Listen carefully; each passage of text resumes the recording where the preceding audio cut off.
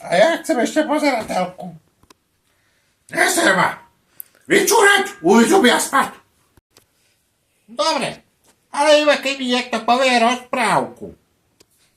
Na to zabudni. Tak nejdem spať. Poď sem, ty smrad! Vyjedi ma! Tak, hajzla, od teraz sa odtáto ani nepohne.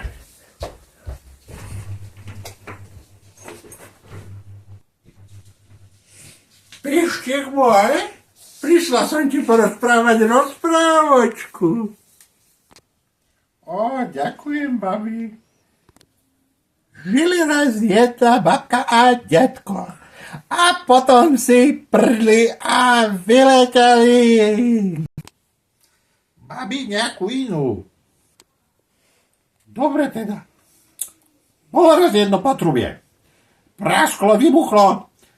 A potom boli všetci navždy zamorení vodou. A babi inú.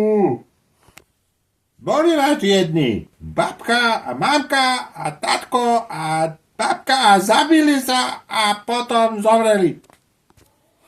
Tatko, to asi hovorí o výskyni rodičov a rodine.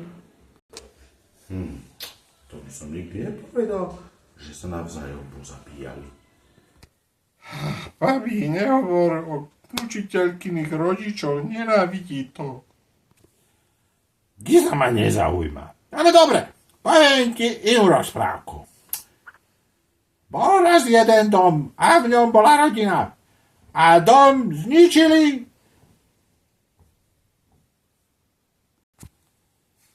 No hovada, čo ti poviem? Čo si to dovedieš? Prepač, babi, nevedel som, že tie príbehy sú z tvojho života.